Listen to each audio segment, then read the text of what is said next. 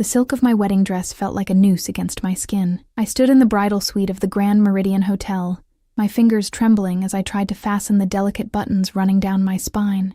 The room smelled of expensive roses, too many of them, their sickly sweet perfume making my stomach turn.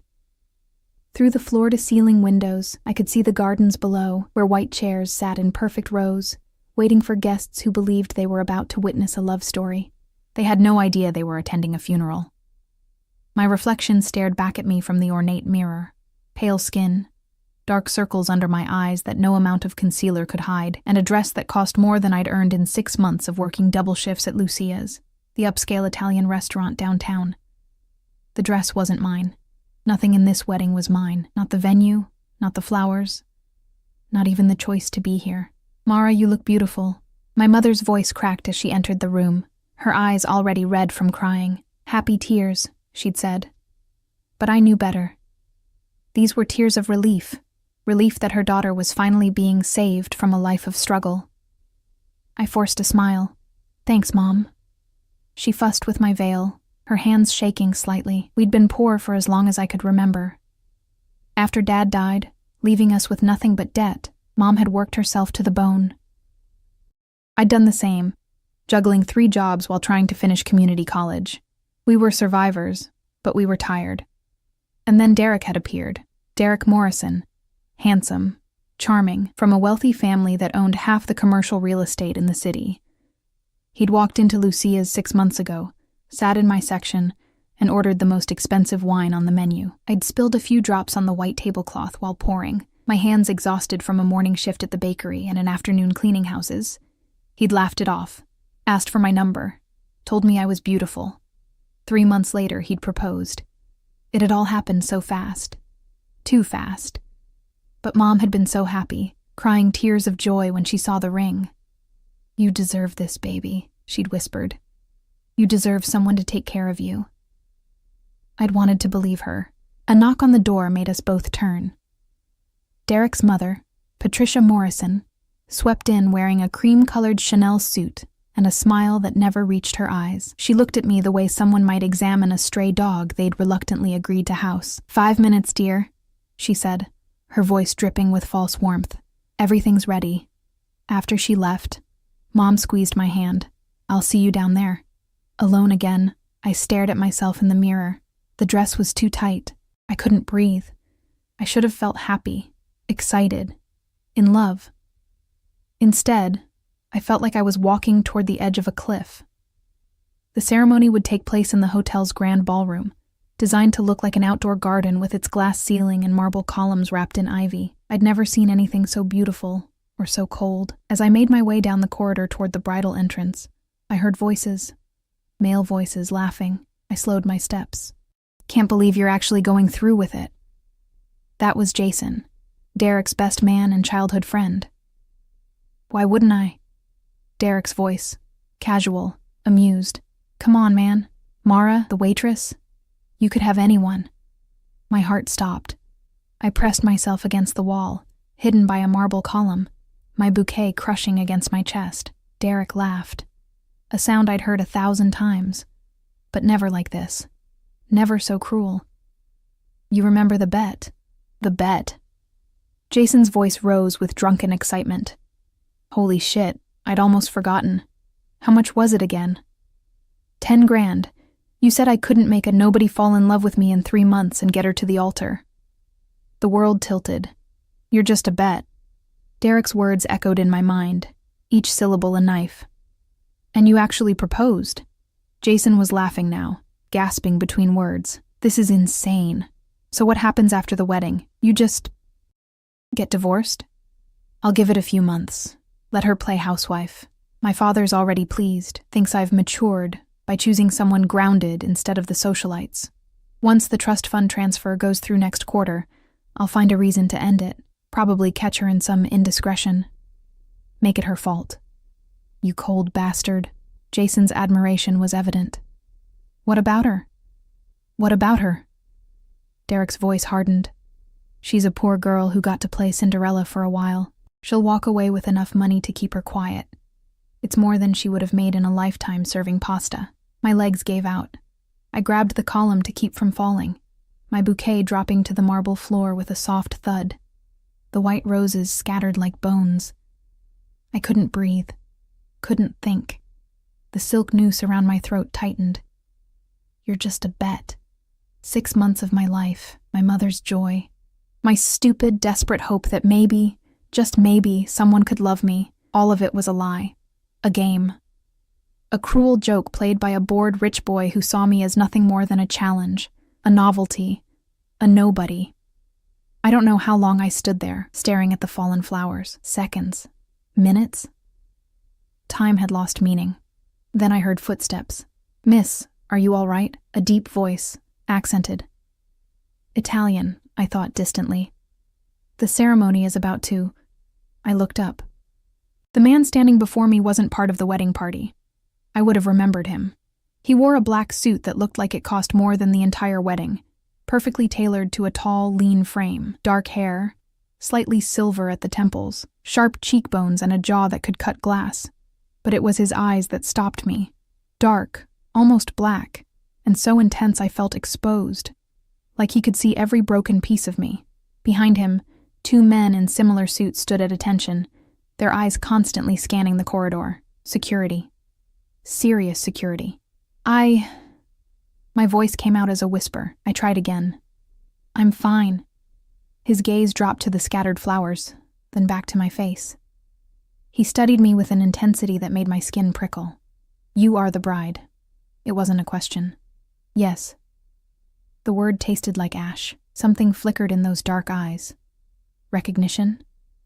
Concern? "You should not be out here alone," too quickly to name, he said quietly. "It is not safe." The absurdity of the statement almost made me laugh. Not safe? I was standing in a luxury hotel surrounded by guests, about to marry a man who saw me as a bet, and this stranger was worried about my safety. "Who are you?" I asked.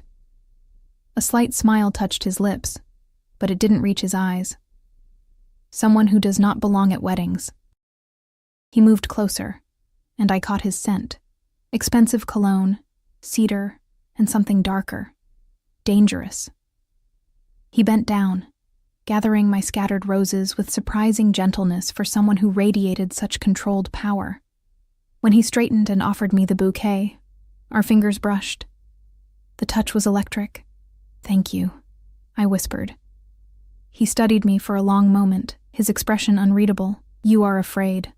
It wasn't a question, and I didn't bother denying it. "Do you want to marry him?" His voice was soft, almost gentle, but there was steel underneath. The question should have offended me. This stranger had no right to ask. But standing there in my silk prison, clutching flowers that smelled like death, I couldn't find the will to lie. "I don't know." I breathed. His jaw tightened almost imperceptibly. "Then perhaps you should not." Before I could respond, Patricia Morrison's shrill voice echoed down the corridor. "Mara! What are you doing? Everyone's waiting." The stranger stepped back smoothly, melting into the shadows as if he'd never been there. His security detail followed, silent as ghosts. Patricia appeared, her face flushed with irritation. She didn't seem to notice I'd been talking to anyone. "Come now. Derek is getting impatient." Derek. My fiancé. The man who'd made me a bet. I let Patricia usher me toward the ballroom doors, my mind numb. The orchestra began playing, the doors opened. Everyone stood. And there, at the end of the white carpet, stood Derek, smiling. Perfect. A lie wrapped in a tuxedo. I took the first step, then the second. Each step was agony. Halfway down the aisle, I felt it, that prickling sensation of being watched. I glanced to my left, toward the back of the room where a few late arrivals stood. The stranger from the corridor. He wasn't smiling now. His dark eyes were locked on me with an intensity that made my breath catch. And in that moment, I saw something in his expression that I'd never seen in Derek's. Concern. Real concern. For me. A nobody. A bet. I reached the altar. Derek took my hand, his smile wide and false. The officiant began speaking, but I couldn't hear the words over the roaring in my ears. "If anyone objects to this union, speak now, or I object." The voice came from the back of the room. Everyone turned. The stranger stepped forward, his security detail flanking him. The air in the room changed, charged with sudden tension, danger. Derek's hand tightened painfully on mine. "Who the hell—" "The bride," the stranger interrupted, his voice cutting through the shocked silence like a blade, "is mine." The ballroom erupted into chaos. Gasps rippled through the crowd like a wave. Derek's grip on my hand became painful, his fingers digging into my skin hard enough to bruise. I could feel him shaking. Whether from rage or shock, I couldn't tell. "Security!" Patricia Morrison's voice shrieked above the murmurs. "Get this man out of here!" But the hotel security guards who'd started moving forward stopped abruptly when the stranger's 2 men stepped into their path. They didn't touch anyone, didn't even speak, just stood there, radiating a quiet menace that made grown men reconsider their choices. The stranger walked down the aisle with the confidence of someone who owned not just the room, but the entire world. Every step was measured, deliberate. People moved out of his way instinctively, pressing back against their chairs. "What is the meaning of this?" Derek demanded, finally finding his voice. "This is a private ceremony. You have no right." "I have every right." The stranger's accent became more pronounced, each word precise and cold. "The bride is under my protection." I stared at him, my mind reeling. Protection? I'd never seen this man before today. How could I be under his protection? Derek laughed. That same cruel laugh I'd heard in the corridor. Protection? From what? "Look, I don't know who you think you are, but I know exactly who I am." The stranger stopped a few feet from the altar, his dark eyes never leaving my face. "The question is, does she know who you are?" The words hung in the air like a threat. Derek's face flushed red. "This is insane. Mara, tell him you want to marry me." Every eye in the room turned to me. I opened my mouth, but no sound came out. My throat was too tight, my chest too constricted. The silk noose was choking me. "She cannot speak," the stranger observed quietly, "because she knows the truth." "What truth?" Patricia demanded, her voice shaking with outrage. "Young man, I don't care who you are or what connections you think you have." "Connections?"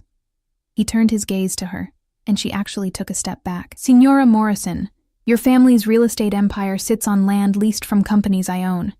Your son's trust fund is managed by a bank my family controls. I suggest you choose your next words very carefully." The color drained from Patricia's face. My mother stood from her seat in the front row. "Mara? Baby, what's going on?" I looked at her hopeful, frightened face, and felt something crack inside my chest. "Tell them," the stranger said softly, his eyes on mine. "Tell them what you heard. How did he know? How could he possibly know?" Derek's fingers tightened even more on my hand. "Mara, don't listen to him. He's clearly disturbed. We'll have him removed and—" "You're just a bet." The words came out of me in a whisper. But in the shocked silence of the ballroom, everyone heard them. Derek froze. "What?" my mother breathed. I pulled my hand from Derek's grip, my skin white where his fingers had been. "I heard you. In the corridor, with Jason. You bet him $10,000 that you could make me fall in love with you in 3 months. That you could get me to the altar." My voice grew stronger with each word, fueled by a rage I hadn't known I possessed. "I was never real to you. I was just a game. A bet." The gasps were louder now, mixed with angry murmurs. Derek's perfect face twisted. "Mara, that's not—" "You misunderstood." "Did I?" I laughed, and it sounded broken even to my own ears. "You said I was a nobody, that I was just a poor girl playing Cinderella, that you'd divorce me after your trust fund transfer went through. Derek, is this true?" Patricia's voice was horrified, not for me, I realized, but for the scandal.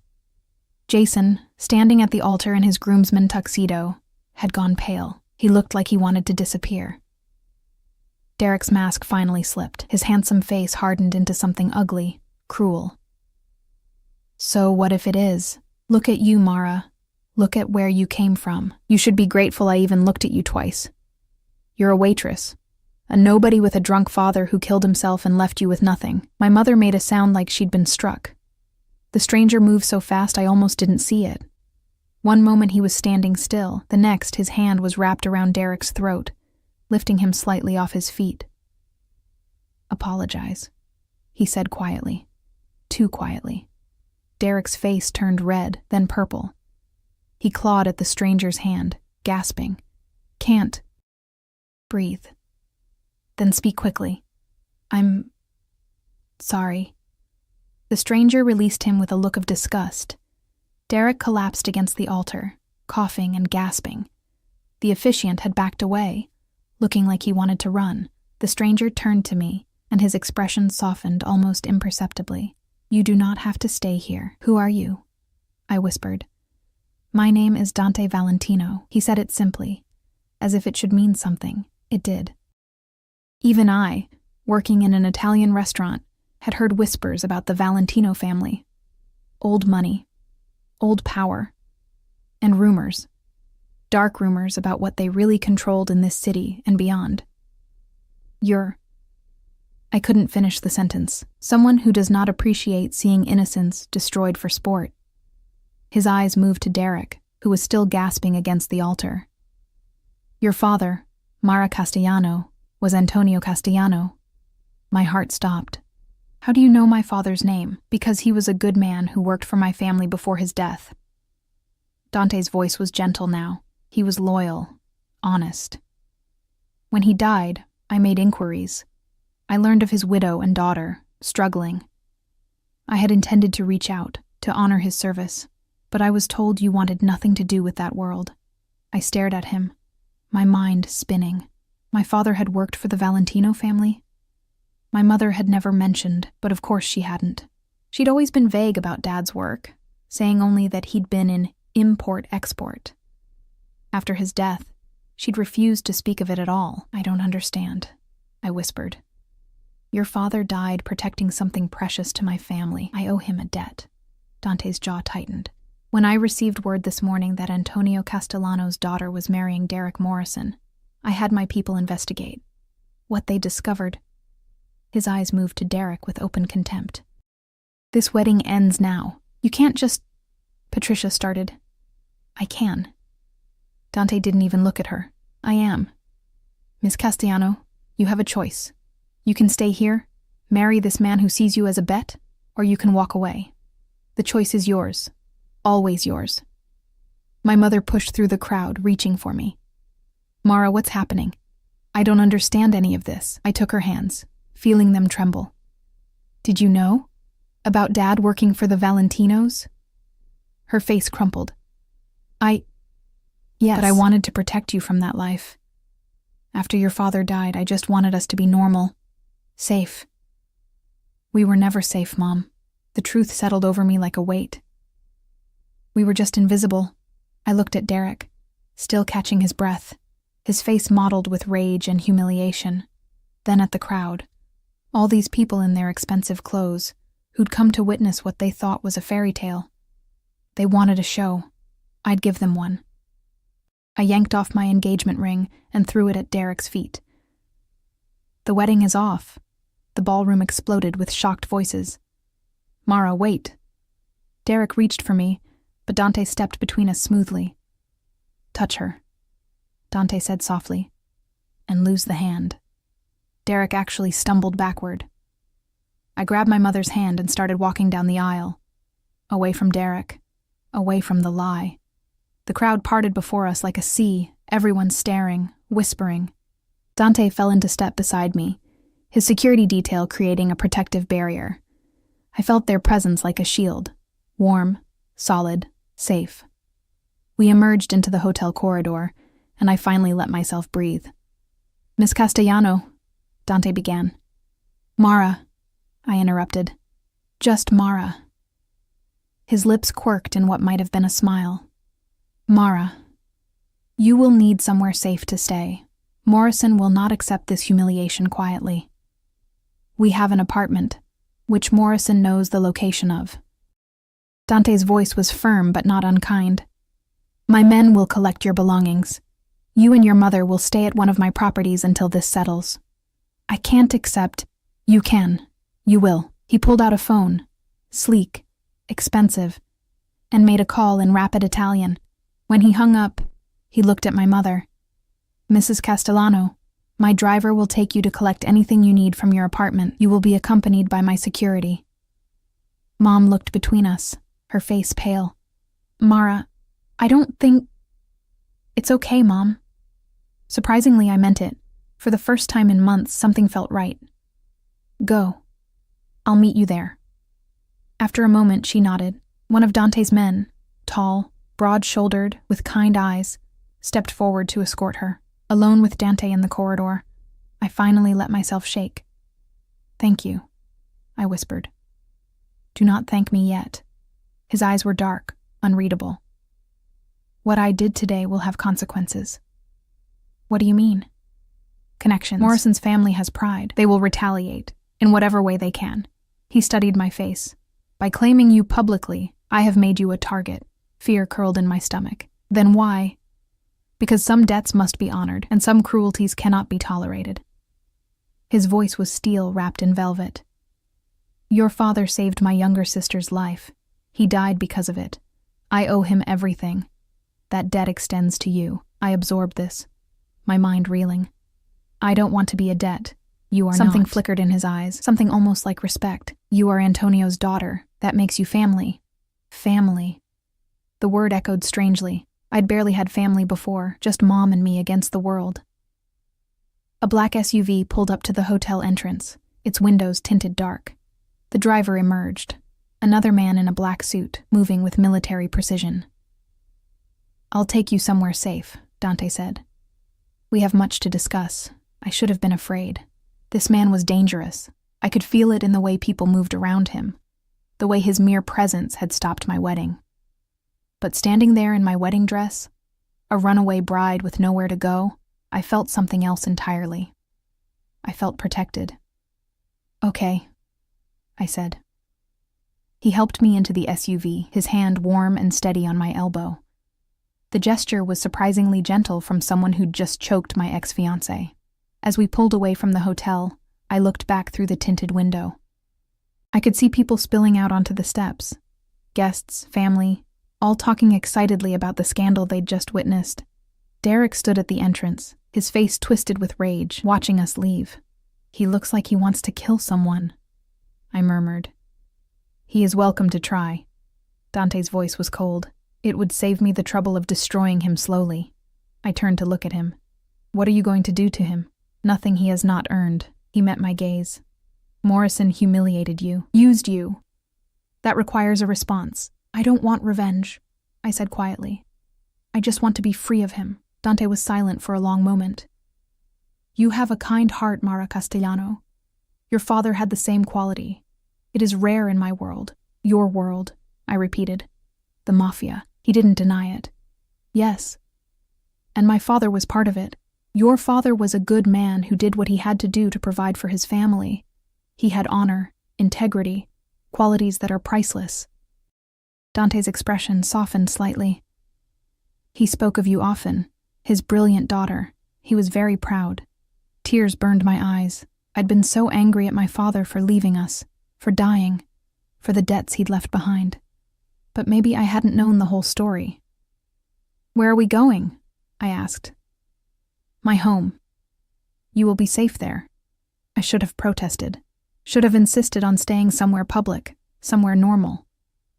But nothing about my life had been normal for a long time, and sitting here, watching the city pass by through tinted windows, I realized something.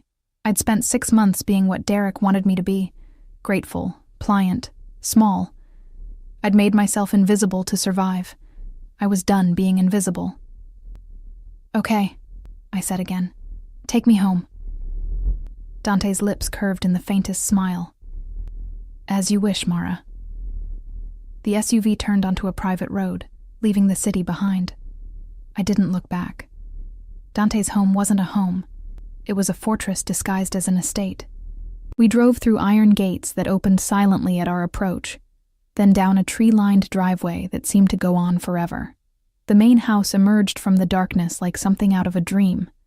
3 stories of pale stone and arched windows, wrapped in ivy and illuminated by soft golden lights. Gardens stretched out on either side, manicured and perfect even in the fading evening light. This is where you live? I breathed. One of several properties. Dante's tone was matter of fact. This is the safest. The SUV stopped in front of a grand entrance where 2 more men in dark suits stood watch. They nodded respectfully as Dante emerged. Then their eyes moved to me with careful neutrality. I stepped out of the vehicle, suddenly aware of how ridiculous I must look.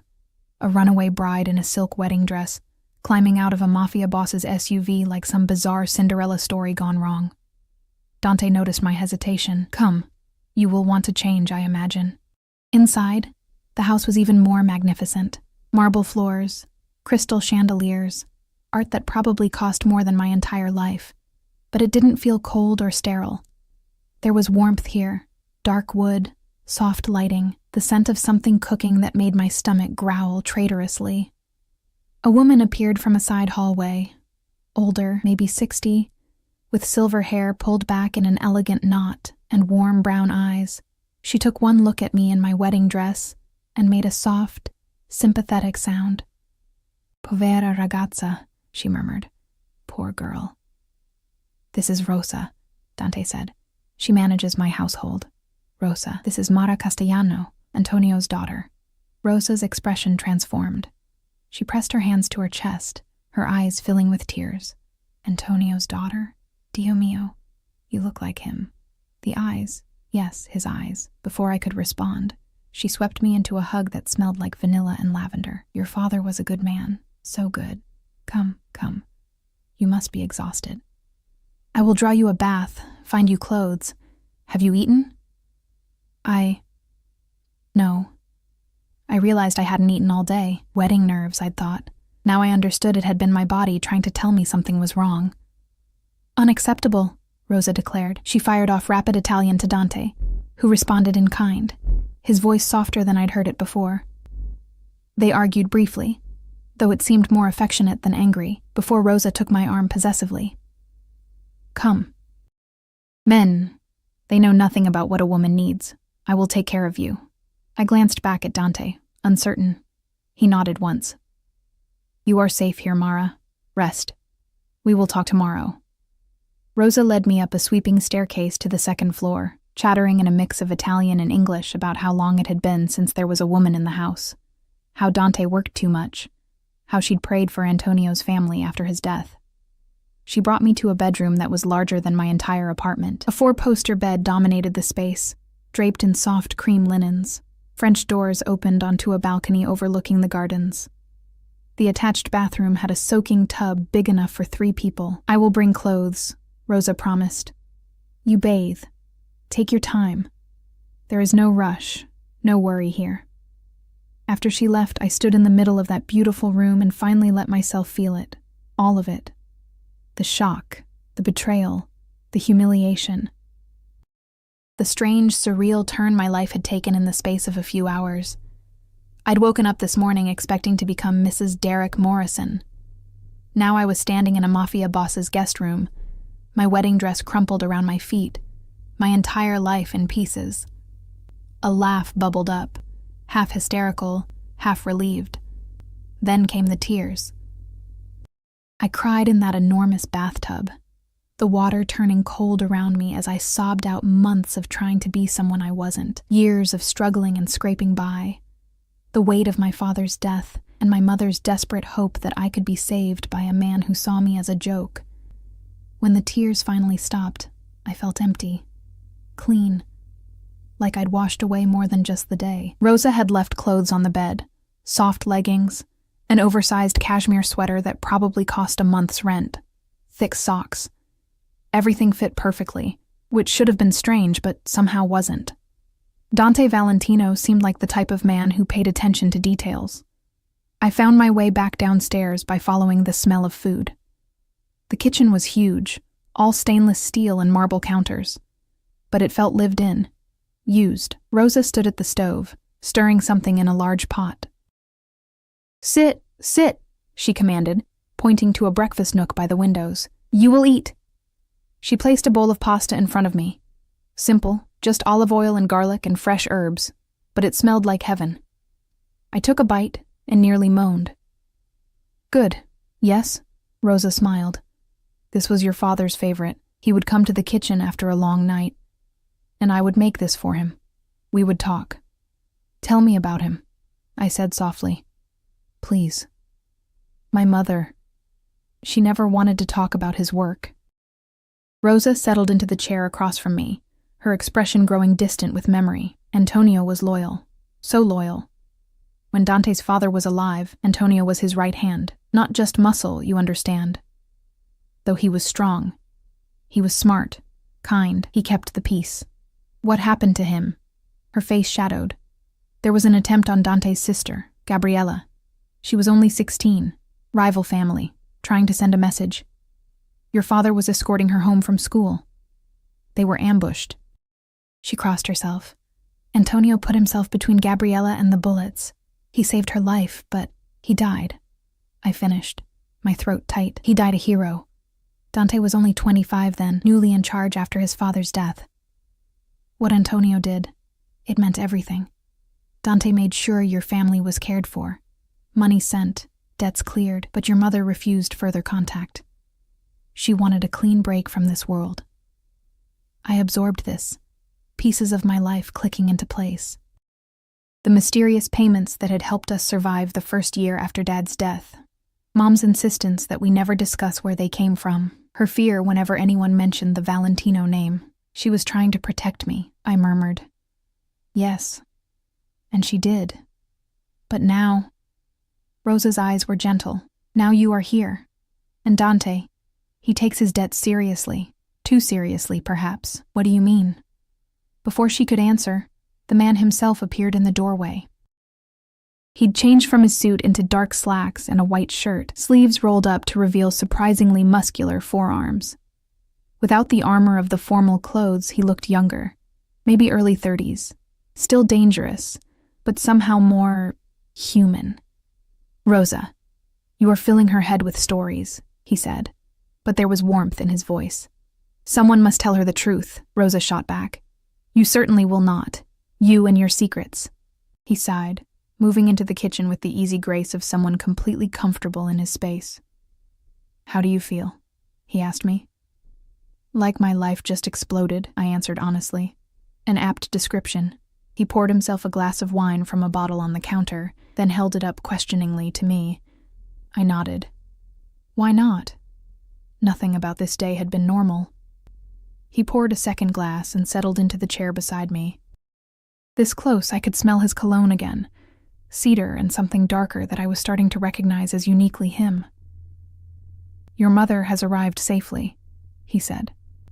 She is in the East Wing, resting. My men retrieved what you needed from your apartment. Thank you. Morrison has been calling your phone, texting. His jaw tightened. My people are monitoring the situation. A chill ran through me. What is he saying? Nothing worth repeating. Threats, mostly. Please. Accusations. He is a man who does not like losing. Dante's dark eyes met mine. I have people watching him. He will not come near you. You can't watch me forever. Can I not? There was something almost possessive in the way he said it, and I felt heat creep into my cheeks. Rosa made a knowing sound and stood. I will leave you to talk. Mara, if you need anything, my room is on the first floor, third door on the left. After she left, silence settled between us. I sipped my wine, trying to organize the 1,000 questions crowding my mind. Why did you really come to the wedding? I finally asked. You said you owed my father a debt, but you could have just sent a message, stopped it another way. Why show up in person? Dante was quiet for a long moment, his fingers tracing the rim of his wine glass. When my men told me about Morrison's bet, I had them investigate further. I read the transcripts of his conversations, saw how he spoke about you. His voice hardened. He was planning to destroy you, not just end the marriage, but ensure you were blamed, humiliated. He wanted to break you completely. Why would he care that much? Because men like Morrison are bullies. They cannot stand being rejected, even by those they see as beneath them. Dante's eyes met mine, and I saw anger there, cold, controlled fury. I have seen this pattern before, watched powerful men crush vulnerable women for sport. I will not allow it. So you saved me. I honored a debt, he corrected. but something in his expression suggested it was more than that. "Dante," I said carefully, "what happens now?" "Now?" He leaned back in his chair. "Now you are under my protection. Morrison will attempt retaliation. He is predictable. His family will try to save face. There will be social consequences, business consequences. I will handle all of it. I don't want to be a burden." His laugh was short, sharp. "You are not a burden, Mara Castellano. You are—" He stopped, seeming to reconsider his words. "You are the daughter of a man I respected. That makes you family." There was that word again. Family. "I don't know anything about your world," I admitted. "The Mafia, the families, the rules. I'm just a waitress who—" "You are not just anything." His interruption was firm. "Your father's blood runs in your veins. You have more strength than you know." I wanted to believe him. Wanted to feel strong instead of broken.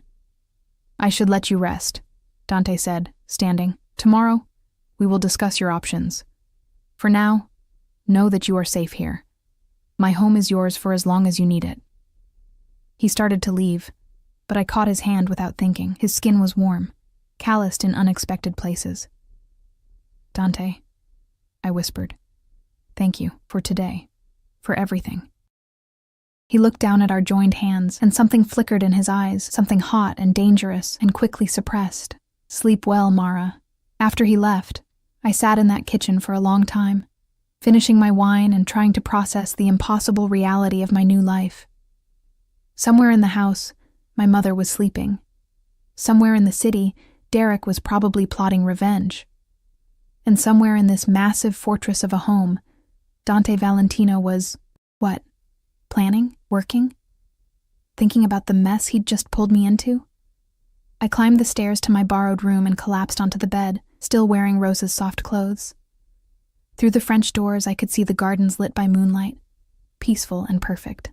I should have been terrified, should have been planning my escape. Instead, I felt something I hadn't felt in months. I felt safe, and that, perhaps, was the most dangerous thing of all. I woke to sunlight streaming through the French doors and the smell of coffee. For a moment, I forgot where I was. Then it all came rushing back: the wedding, Derek's betrayal, Dante's intervention.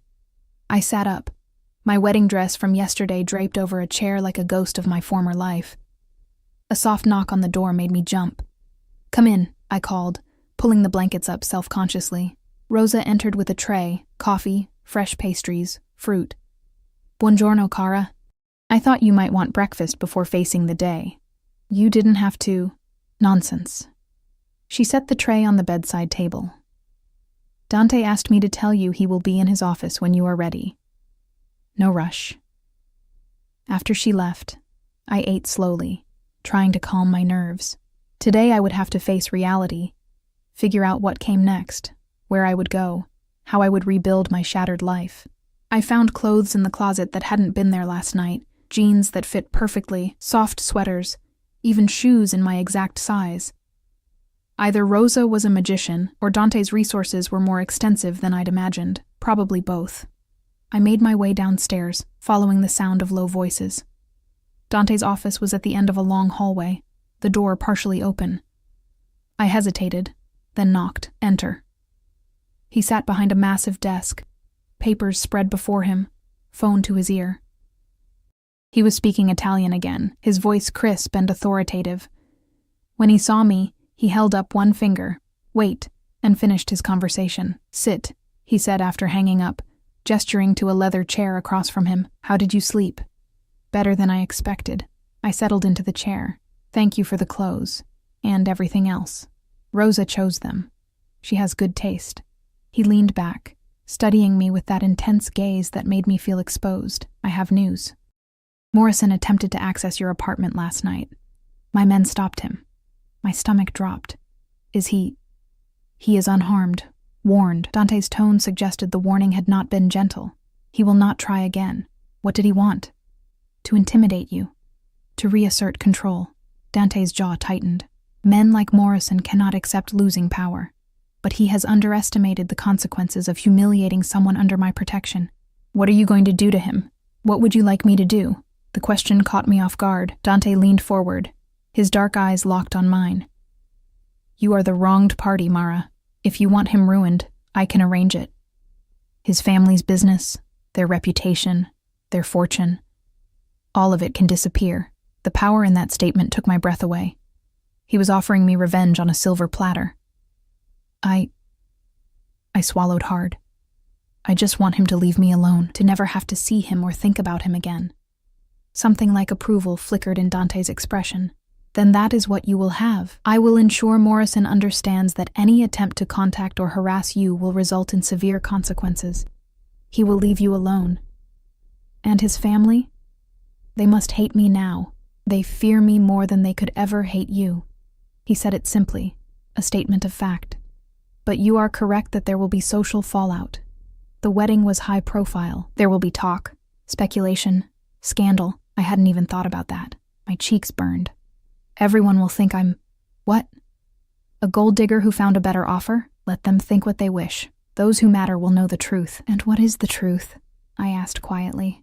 Why did you really save me, Dante? I know you said you owed my father, but there's something else. I can feel it. He was silent for a long moment, his expression unreadable. Finally, he stood and moved to the window, his back to me. 3 years ago, he began, his voice low. I was engaged to be married. Her name was Isabella, daughter of an allied family, beautiful, educated, perfect on paper. He paused. The night before our wedding, I discovered she had been planted by a rival family. Everything. The courtship, the engagement, her affection, all of it was a lie. A long game to gain access to my operations, my family. I held my breath, afraid to interrupt. I called off the wedding publicly, humiliated her and her family. It was necessary, a message to anyone who would think to deceive me. He turned back to face me, and I saw something raw in his eyes. But in the months that followed, I learned she had not been willing. She had been forced by her family, threatened. And when the engagement ended, they punished her for failing. What happened to her? She disappeared. My people searched, but we never found her. His hands clenched at his sides. I had been so focused on my own betrayal, my own pride, that I never stopped to ask if she was also a victim. Understanding dawned. You saw yourself in Derek, and me in her. No. He crossed back to me, leaning against his desk, close enough that I could feel the heat of his body. I saw you as I should have seen Isabella. Not as a conspirator, but as someone being used, someone vulnerable who deserved protection, not punishment. So, this is guilt. You're protecting me to make up for her. In part. His honesty surprised me, but it is more than that.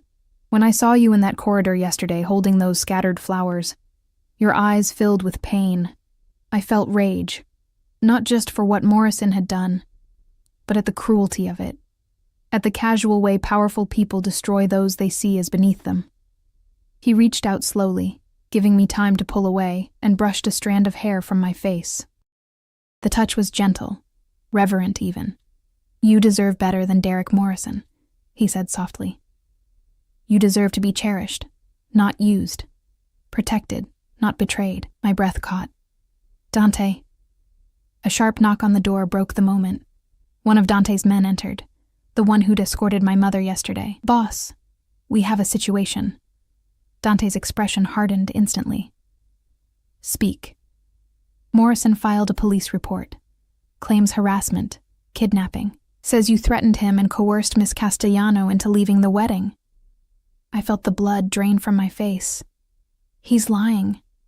Of course he is lying. Dante's voice was ice, but he has his family's lawyers and connections. This is his retaliation. He turned to his man. Contact our attorneys, have them prepare statements, and get me everything on the officers handling the case. I want to know who we are dealing with. Already done, boss. But there's more. Morrison is giving interviews, claims Miss Castellano was having an affair with you before the wedding, that you've been stalking her. Rage flashed across Dante's face, quickly suppressed. Of course. He seeks to destroy her reputation since he cannot have her. I can give a statement, I said quickly. Tell them the truth, that Derek was the one who... No. Dante's tone left no room for argument. You will not subject yourself to their interrogation. They will twist your words, make you doubt yourself. I have lawyers for this, but I'm the one he's lying about, and I am the one with the resources to fight him. He cupped my face gently, forcing me to meet his eyes. Trust me, Mara. I will not let him win. The certainty in his voice should have reassured me. Instead, it terrified me, because I realized in that moment how much power Dante Valentino actually had, and how easily he could use it. What if Derek was right? What if I had just traded one cage for another? As if reading my thoughts, Dante's expression softened. You are not a prisoner here. If you wish to leave, to handle this yourself, I will not stop you. But know that Morrison will use every weapon at his disposal to destroy you. Alone, you are vulnerable. With me, you are protected. It was the truth, harsh and simple. What do we do? I whispered. We go on the offensive. He released me and turned to his man. Schedule a press conference. I will make a statement. Boss, are you sure? Yes. Dante's voice was steel. Morrison wants a war. He will have one. But he has made a critical mistake. What's that? Dante's smile was cold, dangerous, and terrifyingly beautiful. He thought I was bluffing when I said Mara was mine. The possessiveness in those words sent a shiver through me. Over the next few hours, I watched Dante orchestrate a response with military precision. Lawyers arrived. Statements were drafted. Phone calls were made in rapid Italian. Through it all, Dante remained calm, controlled, deadly. My mother found me in the library where I'd retreated to escape the chaos. Mara, sweetheart. She looked exhausted, older somehow. Are you all right? I don't know. I gestured helplessly. Derek is accusing me of things. Dante is preparing for war, and I don't know what to do. She sat beside me, taking my hands. I should have told you about your father. About the Valentinos. I thought I was protecting you, but I only made you vulnerable. You did what you thought was best. Did I? Her eyes filled with tears. If you'd known who your father really was, what he'd done, maybe you would have seen Derek for what he was sooner. Maybe you would have had the strength to walk away. Mom, Dante is a dangerous man, Mara. But he is also honorable. Your father trusted him with his life. With ours. She squeezed my hands. Whatever happens next, know that you are not alone. Not anymore. That evening, Dante's press conference aired on every major news channel. I watched from his office, my heart in my throat, as he faced down a room full of reporters with the same calm authority he brought to everything. I am here to address the false allegations made by Derek Morrison, he began, his accented voice clear and strong. Miss Mara Castellano is under my family's protection due to her late father's service and sacrifice. Yesterday I learned of Mr. Morrison's cruel deception, that his engagement to Miss Castellano was based on a bet, a game to humiliate a vulnerable woman for his own amusement. Cameras flashed. Reporters shouted questions. Dante ignored them. I have evidence of Mr. Morrison's conversations regarding this bet. Evidence of his plans to divorce Miss Castellano after securing his trust fund, using her and discarding her. I intervened because such cruelty cannot be tolerated. He paused, his dark eyes finding the camera as if looking directly at Derek. Miss Castellano is innocent. She is a victim of Morrison's manipulation. Any claims that she behaved inappropriately are lies designed to cover his own guilt and humiliation. His voice dropped, becoming dangerously soft. I suggest Mr. Morrison withdraw his false accusations and focus instead on explaining to his family and society why he thought it acceptable to treat another human being as a joke. Mr. Valentino, a reporter shouted, what is your relationship with Miss Castellano? Dante's expression was unreadable. Miss Castellano is under my protection. That is all you need to know. But the way he said it, the possessiveness, the certainty, suggested it was much more than that. As the press conference ended, I realized something had shifted. This wasn't just about protecting me anymore. This was personal for Dante. He'd claimed me publicly, staked his reputation on my innocence. He'd made me his. The question was, what did that mean? And why did the thought of belonging to Dante Valentino terrify and thrill me in equal measure? Later that night, after the news cycle had exploded with coverage of the scandal, I found Dante on the terrace overlooking the gardens. He stood with a glass of whiskey, his suit jacket discarded, looking younger and more human than I'd ever seen him. "You didn't have to do that," I said softly, joining him at the railing. "Yes, I did. Derek will retaliate. This will only make things worse. Let him try." Dante's voice was cold. "I have already begun dismantling his family's business interests. By the end of the week, the Morrison name will be synonymous with dishonor. You're destroying him. I am defending you." He turned to face me fully, "And I am ensuring no one else ever thinks they can hurt you without consequences." The intensity in his eyes made my breath catch. "Why does this matter so much to you?" "Because—" He stopped, jaw tightening. "Because you matter, Mara." The admission hung between us, heavy with meaning. "I'm not her," I whispered. "Isabella. I'm not your second chance at redemption." "No." He stepped closer, so close I could feel the heat of his body. "You are not. You are something else entirely." "What?" His hand came up, cupping my face with surprising gentleness.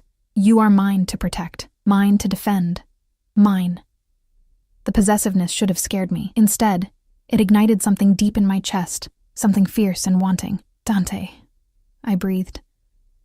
He lowered his head slowly, giving me time to pull away. I didn't. When his lips met mine, the world tilted. The kiss was gentle at first, questioning, but when I responded, when I pressed closer, my hands gripping his shirt, it deepened into something hungry, desperate. He kissed me like I was precious, like I was his. And God help me, I wanted to be. The kiss broke slowly, reluctantly. Dante rested his forehead against mine, his breathing unsteady, his hands still cradling my face like I was something fragile and precious. "This is dangerous," he murmured. "I know. You have been through trauma, betrayal. I should not—" "Don't." I pressed my fingers to his lips. "Don't tell me what I should or shouldn't feel. I've spent too long letting other people make those decisions for me." His dark eyes searched mine. "What do you feel, Mara?" "Safe," I whispered. "For the first time in so long, I feel safe and seen.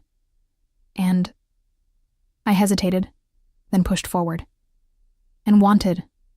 Not as a bet or a joke or a burden. Just wanted." Something fierce and possessive flashed in his expression. "You are wanted. More than you know." He kissed me again, slower this time, deeper. His hands slid into my hair, tilting my head back as he explored my mouth with devastating thoroughness. I melted against him, my body responding to his in ways that both thrilled and terrified me. When we finally pulled apart, both breathless, Dante's control was visibly frayed. "We should stop." "Why?" "Because if we do not, I will not be able to." His voice was rough, strained. "And you deserve better than to be claimed in the aftermath of another man's cruelty. You deserve time, space, certainty." The consideration in his words made my chest ache. What if I don't want to wait? "Mara, I'm not broken, Dante. I'm angry. I'm hurt, but I'm not broken." I stepped back, meeting his eyes. "Derek made me feel small, invisible. You make me feel powerful. I want that. I want you." For a long moment, he just stared at me. Then he shook his head slowly, a small smile touching his lips. "You are Antonio's daughter, stubborn, fearless. Is that a yes?" "It is a promise." He pulled me close again, his arms wrapping around me. "I will give you time to be certain, to heal, and when you are ready, truly ready, I will make you mine in every way that matters." I should have argued, should have insisted I was already certain, but something in his tone made me pause. Because he was right. I was still reeling, still processing, and Dante Valentino was not a man for rash decisions. He was a man who kept his promises. Over the next 2 weeks, my life transformed in ways I could never have imagined. Derek's accusations crumbled under the weight of evidence. Dante's lawyers produced recordings of Derek's conversations with Jason, text messages detailing the bet, even witnesses who'd heard Derek bragging about his game with the poor waitress. The media turned on him viciously, and the Morrison family, faced with undeniable proof of their son's cruelty, withdrew their support to save their own reputation. Derek's trust fund was frozen pending investigation into financial irregularities. His father's real estate empire began to collapse as Dante quietly bought up their leases and called in debts. Within 10 days, Derek Morrison went from golden boy to pariah. I should have felt triumphant. Instead, I just felt free. Dante was true to his word. He gave me space, time, but never distance. He was always there, at breakfast, during evening walks through the gardens, in quiet moments when I needed someone to simply listen. He taught me about my father's life, sharing stories Rosa and his men told. Antonio Castellano had been respected, loved even, by those who served with him. He'd been more than muscle. He'd been a mediator, a protector, someone who brought honor to a world often lacking in it. Learning about him helped heal something broken inside me. My mother settled into the East Wing, finally allowing herself to relax for the first time in years. She and Rosa became fast friends, spending hours in the kitchen cooking and laughing. Watching her smile again made everything worth it. But it was Dante who consumed my thoughts. He was careful never to push, never to assume, but the tension between us grew with each passing day, the way his eyes followed me across a room. The casual touches that lingered a moment too long, the heated looks we exchanged when no one was watching. I was falling for him, hard and fast, and completely. 3 weeks after my ruined wedding, Dante asked me to join him for dinner. Not in the casual way we'd shared meals before. This was formal. An invitation delivered by Rosa with a knowing smile. "Wear something beautiful," she advised. "Tonight is important." I found a dress in my closet, deep emerald green, elegant and sophisticated, that fit like it had been made for me.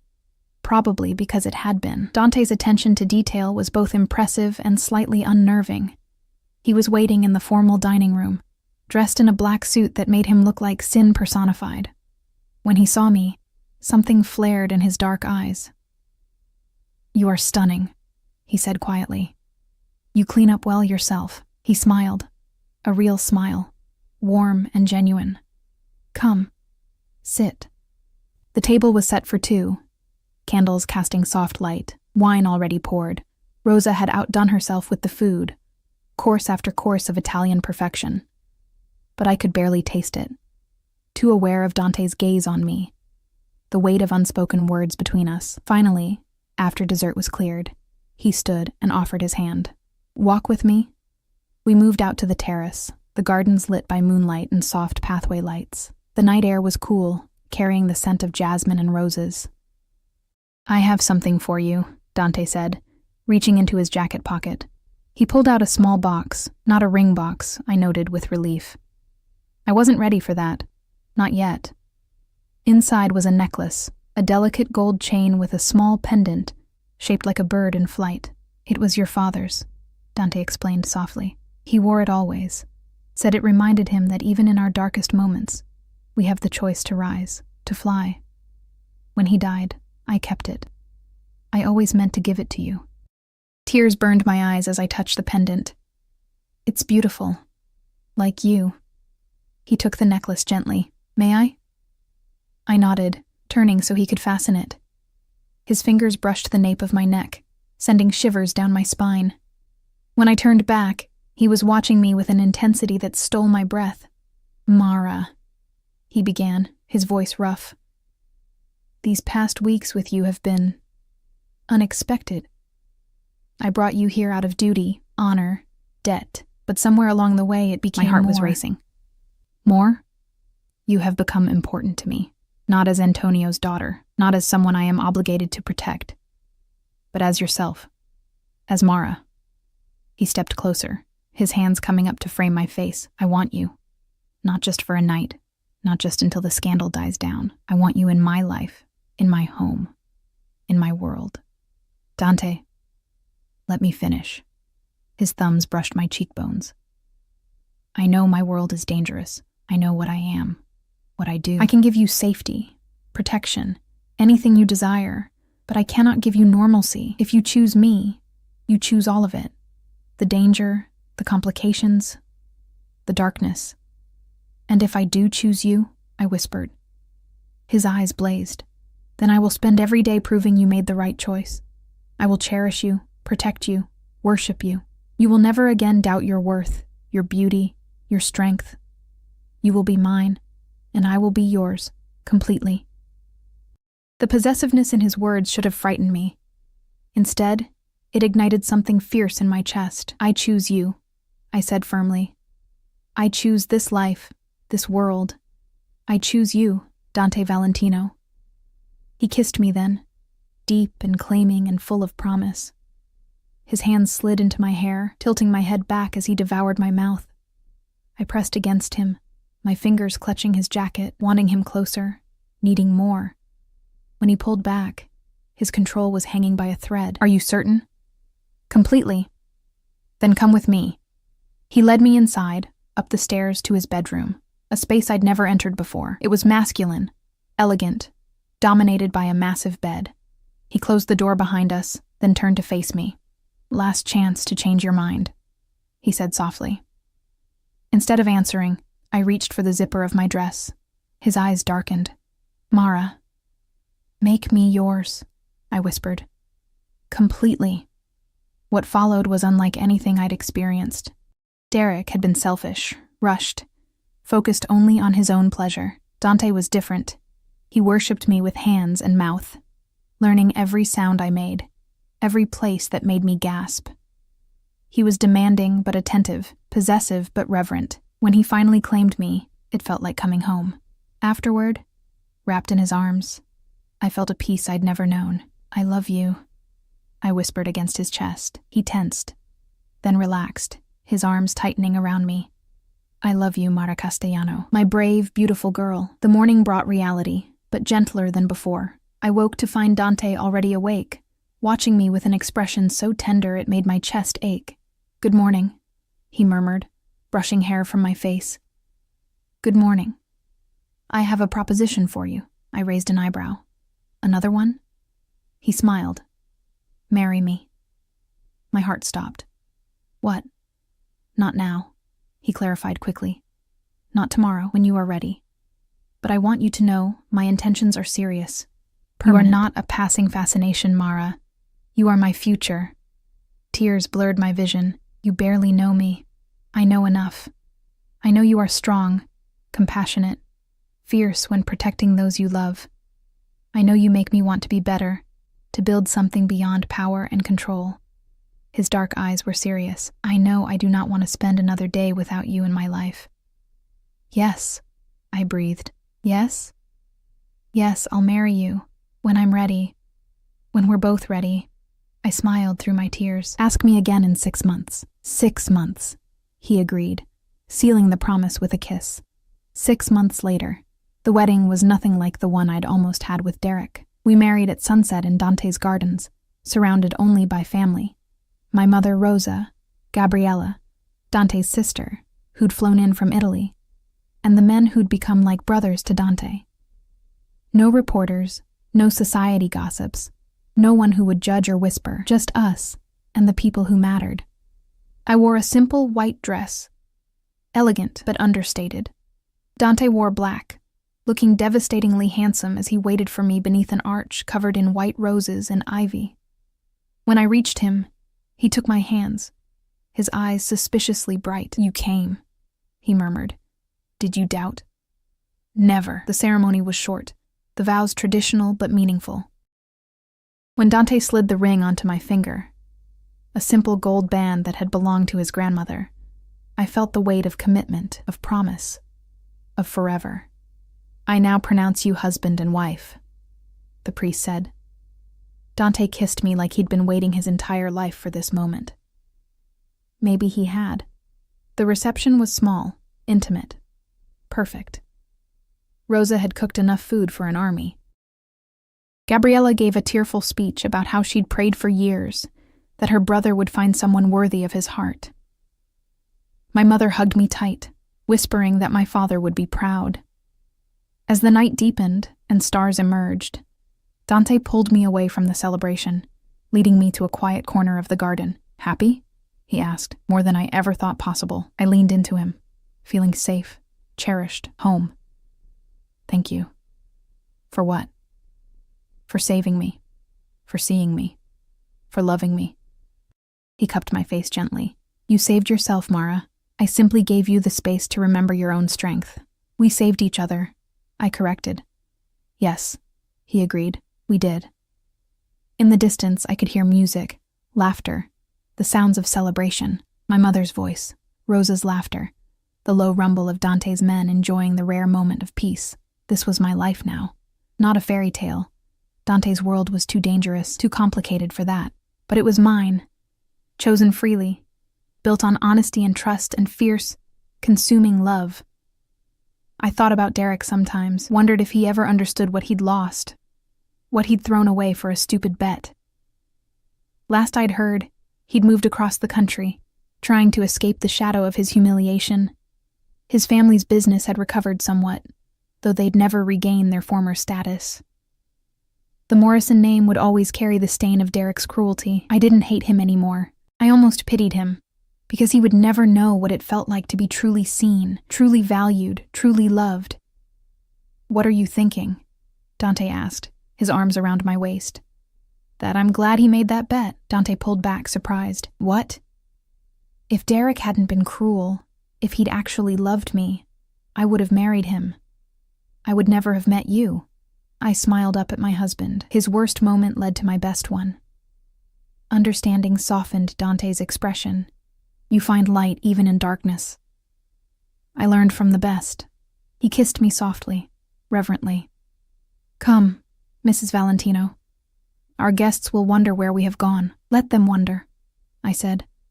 But I let him lead me back.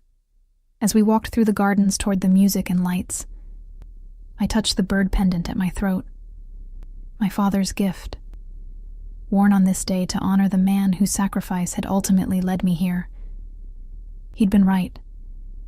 Even in our darkest moments, we have the choice to rise, to fly. I'd been broken, used, humiliated. I'd been someone's joke, someone's bet. But I'd risen. I'd flown. And I'd found home in the arms of a dangerous man who'd taught me that love wasn't about rescue. It was about recognition. About seeing someone completely and choosing them anyway. Dante Valentino had seen me, truly seen me, when I was invisible to everyone else.